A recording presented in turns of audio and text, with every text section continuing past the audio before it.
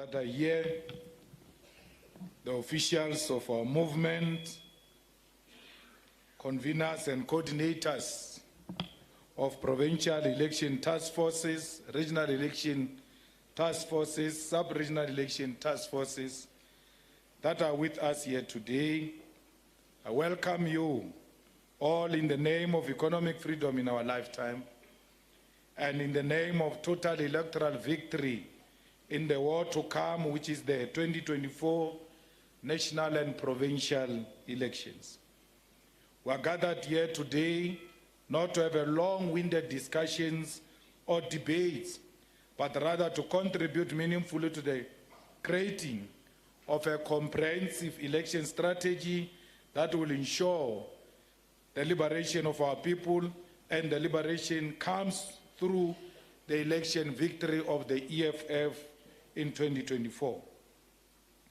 In order to create these strategies, however, we need to reflect on the prevailing conditions that confront us and the importance of using history as our guide towards victory. Fellow fighters, we use history as a guide to victory in order to avoid making the same mistakes as our predecessors who have betrayed the revolution as power and access to privilege overwhelmed them. We use history as a guide so that we can learn from those whom we seek to overthrow and draw lessons from where they had the right intentions but lacked the moral and revolutionary consciousness to fulfill the deepest aspiration of our ancestors and the aspirations of our people. We are therefore here, comrades, not out of fear that we may lose, but out of caution that we will win, but we must know what we will do with the victory.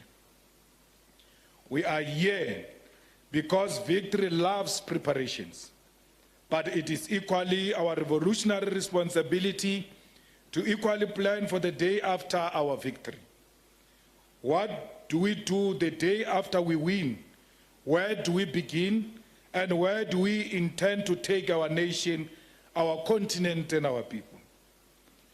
I therefore welcome you, comrades, to what is not only an election workshop, but a workshop of an organization that needs to position itself as an organization that is ready to govern. Over the next 2 days, you therefore need to apply yourselves diligently to thinking about how we achieve victory and what we'll do after the achievement of the victory.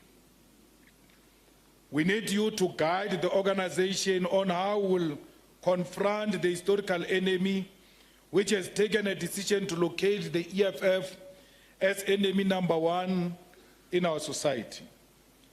It is a workshop that requires of all of you to provide your inputs and analysis on how those we are competing with in the political terrain are exploiting the deepest anxieties of our people and using them to build a political base for the white ruling and capitalist establishment. Fellow fighters, you form part of the election machinery that will deliver economic freedom in our lifetime. Our lifetime is now in your hands, and it no longer means a distant future. But our lifetime is now the immediate tomorrow, and that tomorrow is 2024. We have called upon you to seize the moment, a moment that we have defined as our own 1994. It is our 1994 because it is an opportunity to usher in the freedoms our people have been denied since the so-called democracy was ushered in. It is a moment that we are calling upon you to seize because you are faced with an opportunity to fulfill the dreams of economic freedom that were betrayed in 1994 and have led to the misery and poverty of our people today. We have invited you to the battlefield as soldiers of dreams that were denied in 1994, and your task now is to make those dreams a reality in 2024. In 2024, history calls upon you to make the dreams of the return of the land, the return of our mineral wealth, the provision of free, decolonized education, housing, and primary health care a reality. You must make South Africa a safe place and fight criminals fire with fire so that our people live in peace. You are with us here today, fellow fighters, because you have proven that the revolution can depend on you when necessary. The gift that is being given to you for being a dependable and a reliable soldier of the revolution is the opportunity to liberate our people. Fellow fighters, when this economic emancipation movement called upon you to defend its legacy and celebrated its decades of unbroken struggle in the face of our enemies, you availed yourself. You are a collective that did not hide when the EFF, which has honored you with the titles and positions, called upon you to honor it in return. You honored the EFF by ensuring that its greatest celebration was a success. It will therefore be incorrect of me to not send my appreciation to all of you seated here who led the success of the 10th year anniversary of the EFF and put this organization on a global map. You are soldiers that I'm certain I could go to war with and die beside as we pursue the freedom of our people from centuries of humiliation and land dispossession. The war, however, comrades, is not over. It is in fact only the beginning. The revolution has given us a new task, and that is a task of rising to the moment, and that moment is 2024. It is a moment that requires of us to be brave, disciplined, and ever ready to confront and destroy any obstacle, because an obstacle in the way of the EFF is an obstacle in the way of the freedom of our people. We need you to be trained soldiers who are able to rise to any task that may be assigned to you. We need you to be mass mobilizers, fundraisers, scholars, and the first line of defense of the EFF in private and public spaces. We've had a year that tested all of us and required of us to push ourselves to our limits. Within that year, we've asked much of many of you, and one of those requests is that all of us must return to school and adequately equip ourselves as we are at the door of governance. I hope this instruction was not taken lightly, and I hope no one has bargained that the EFF will forget its instruction for its leaders to be educated. The EFF has not forgotten, and as we edge closer to complete governance, our memory will be reawakened. Fellow fighters, we need not ever undermine the need for preparedness of the day after victory, for it is when we will truly be tested on our ability to lead society. The day after victory will be the true proof as to whether our victory was not based on opportunism and personal desire, but a genuine interest in uplifting the lives of ordinary poor people in South Africa. We must draw lessons from not only our ideological pillars on the need to be deliberate in our planning, but also we must be deliberate in the political education and development of the soldiers of our movement, because it is these soldiers who will carry the baton of governance. We must draw a lesson from the unpreparedness of those who came before us, from the poverty of development from within the formal liberation movement of Africa, and it is this lesson that will make us a viable post-colonial alternative. It is this unpreparedness that has made Africa a perpetual victim of the West and has allowed imperialism to render us as a conquered people upon whose backs the world stands. It is the unpreparedness by the post-liberation movement of Africa to preside over the means of production and to chart a sustainable political and social and economic way forward that has led our nation to degenerate war, poverty, corruption, and starvation.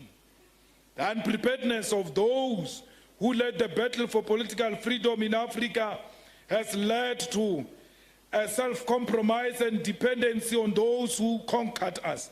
And as a result, we have never escaped the hands of colonialism and imperialism. The unpreparedness is what Frantz Fanon refers to in the pitfalls of national consciousness. It is an unpreparedness that leads those who have liberated us to play a role of reminding us of the victories of the past as a way to blackmail us into submission because they never had a plan for the future. It is the lack of the planning for the day after victory that leads to an infertile and underdevelopment class of politicians assuming political power but not knowing what to do with that power after day of victory. It is Frantz Fanon who makes a prophecy that we can see with our so-called liberators today. It is Fanon who tells us that, open quote, the party which during the battle had drawn itself the whole nation is now falling apart. The party is becoming a means of private advancement, close quote. The party of liberation in South Africa is falling apart. And as it falls apart, we are able to see that it was never prepared for the day after victory. The so-called liberators of South Africa continue to prove their unpreparedness in all spheres of society, a society which is today in a state of collapse. The so-called liberators of South Africa appoint people to preside over state-owned enterprises, such as in Eskom, and then when these people fail, as we predicted they would, they conveniently say that they are apartheid spies and right-wingers, yet they are the ones who appointed them. They have no right to call Ramaphosa an apartheid spy or an agent of imperialist forces because they are the ones who deployed him in a position he is. They deploy people. When those people fail them, they think they've got a right to label them. They have no right to label those who have failed us as a result of their cadre deployment. The so-called liberators prove their unpreparedness when a building burns in the city of Johannesburg, a building that they have allowed to collapse, degenerate, and succumb to hijack, and they turn around and blame apartheid and foreign nationals. The so-called liberators of our country were not prepared for the day after victory because they had no political will or intention to reverse the cardinal sin of land theft and the monopolization of our minerals by a white minority. The EFF, whose moment is 2024, cannot afford to make this mistake. We must never make the mistake of winning the battle, and then because we never prepared for victory, our role becomes to constantly remind our people of the battles we have won in the past. Lindiwe Sisulu is the most uneducated and foolish minister you can think of. Every time she opens her mouth, instead of telling people about what she's doing, she's consistently reminding them of how she fought in the bush and how they liberated us, creating an impression that we owe her and her colleagues something. We owe them nothing. No one sent them to the bush. They went because they wanted to go to challenge the material condition at the time. and therefore they must never behave like we owe them anything. We don't owe them anything. We have actually honored them by electing them in 1994. For 30 years, we have been thanking them, and 30 years is enough to thank those who have liberated us. Comrades, preparedness for victory begins with education, so that you don't, out of lack of superior logic, you always say to the people, but we are the ones who removed Zuma. We are the ones who challenged the ANC. Do not remind them of history, for because if your history is genuine and legit, that history will speak for you. Let your work speak for you and not what you did in the past. We need leaders who will be guided by superior logic and always answer questions with decisiveness and educated answers. We need leaders of the EFF to be educated, because it is you who must occupy the highest level of legislative, judicial, and executive power. It is leaders of the EFF, its grassroots constituents, its scholars, its youth, who must flood the civil service, the political and economic administration, and all spheres of South Africa. It is people who are trained politically and at the level of scholarship on the ethos and consciousness of economic freedom who must lead South African society, so that we do not find ourselves appointing right-wingers to preside over the affairs of a socialist state. We need the layers of the EFF to be educated, otherwise we will find ourselves leading with the incapable and leading with those who are directly opposed to what we seek to achieve in South Africa. Fellow fighters, it is the duty of the EFF to expose that the philosophies of the conqueror and the conquered cannot coexist. It will be our job to ensure that this does not happen at the level of the state. It will be our duty to expose that you cannot build an economy through the dependency on foreign direct investment and debt from the IMF and World Bank. But it takes deliberate state intervention and massive industrialization to build an economy. It is our responsibility to expose that the privatization of our ports, of our energy capacity, of our railway networks, and means to provide water and basic services cannot be a solution and cannot coexist with the ideals of building state capacity and destroying the corruption that is only possible through the collusion with the very private sector that the right-wingers want us to surrender ourselves to today. The EFF will never allow its government to be held at ransom by an established clique in the corridors of the state, but to prevent this, we must build capacity and create the perfect socialist and educated civil servant. We need you to be educated, to be professionals, so that we do not self-sabotage like the outgoing ruling party and have our own enemies telling us what can be done and what cannot be done at the level of policy. So, comrades, let us prepare for victory. But let us build internal capacity so that when we know what we are doing, the day after victory doesn't shock all of us.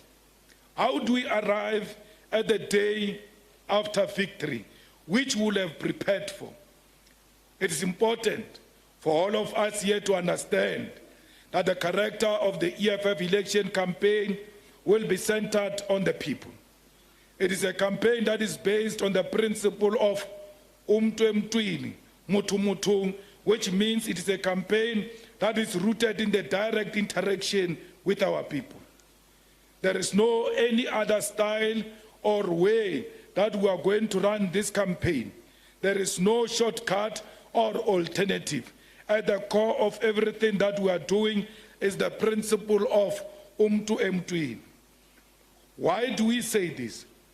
Why are we so deliberate about the fact that you must speak to our people directly, one by one? It is because our revolutionary movement that belongs to the people, the only way to get the votes of the people is to speak to them directly. We must all collectively humble ourselves and go to teach and go to each and everyone and explain to them who we are and what change we are going to bring into their lives. The election campaign of the EFF is a people's campaign, and everything that we do will be about the people. Our manifesto is a people manifesto, and our victory will be a people's victory. As the soldiers of 2020 campaign, your weapons will be the founding manifesto of the EFF and the People's Manifesto, which will be a product of a broad-based consultation with the masses of our people. It is from the 2020 campaign that we will know what is needed by all communities, not at a general level, but intimately to the level of the VT. It is from the 2020 campaign where we will know where our votes are coming from and from whom. It is that campaign that will guide us on who must be assisted with transport and be taken from which street to which VD. This Mutumutung EFF election campaign is the only organic way of securing the votes of our people without any illusion of what we are to expect from the ballot. We expect each and every one of you to visit homes on the streets one by one and get a confirmation from our people as to whether they agree to vote for the EFF or whether they are undecided. It is your task to visit our people, respect them, ask for their time, and convince them of the project of economic freedom in our lifetime. Anyone who says no to voting for the EFF will not be included in those whom are our base for electoral victory in 2024. Fellow fighters, we expect you to have the utmost discipline during this campaign. Do not interact with our people under the influence of alcohol. Do not smoke when you are talking to our people. Do not be violent when canvassing the votes and arguing our people to register to vote for the EFF. As of today, all of you in these election structures and all ground forces of South Africa, you are the ambassadors of the EFF, and in you, our people see us.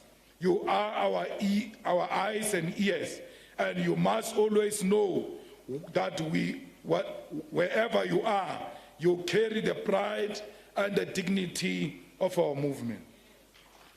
Fellow fighters, for this campaign to be a success, we will need to speak to at least 10 million people who positively confirm that they will vote for the EFF in 2024.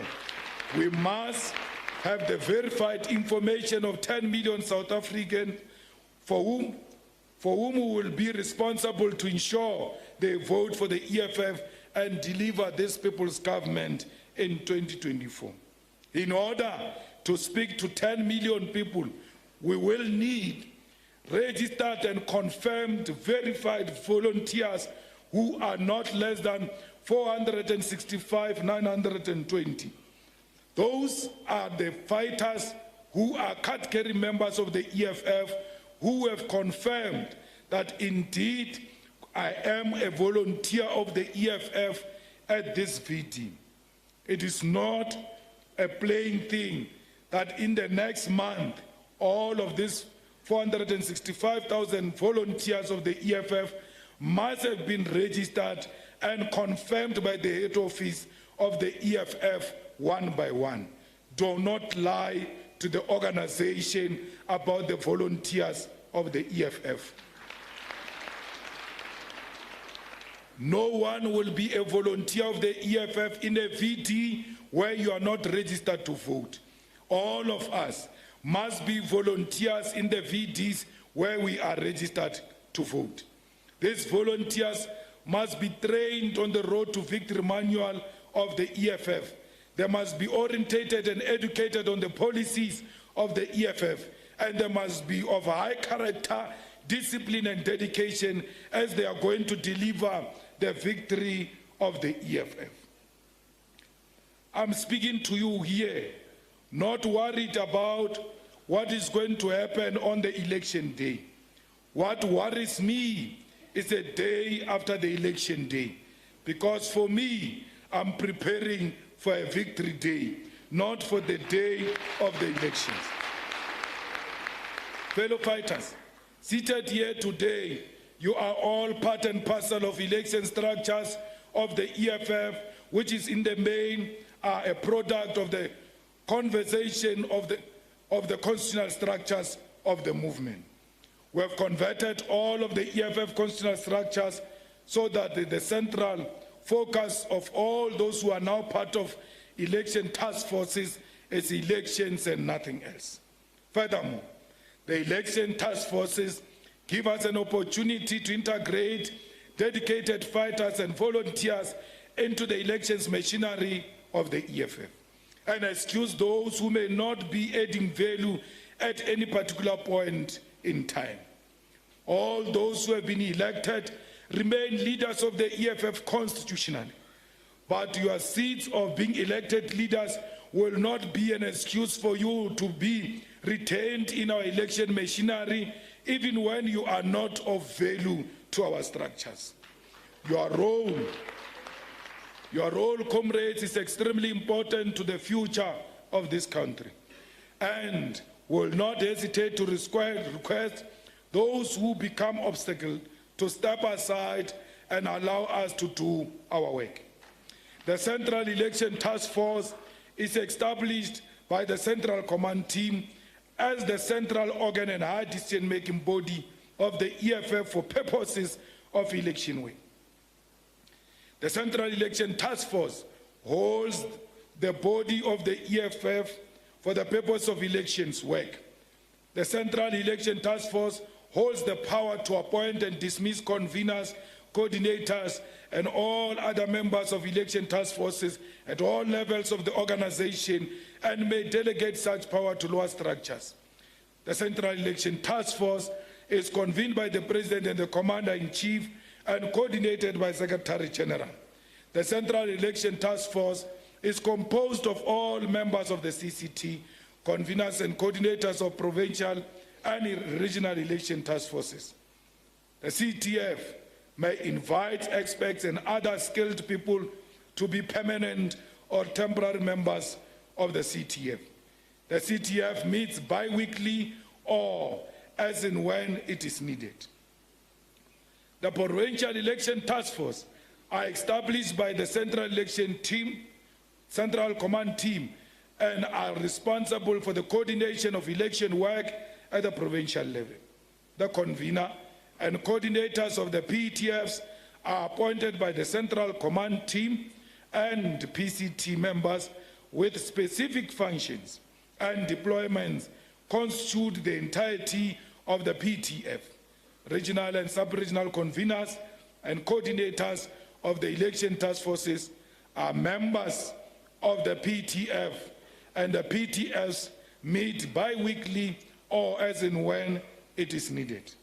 The regional election task forces are established by the Central Command Team and are responsible for the coordination of election work at the regional level.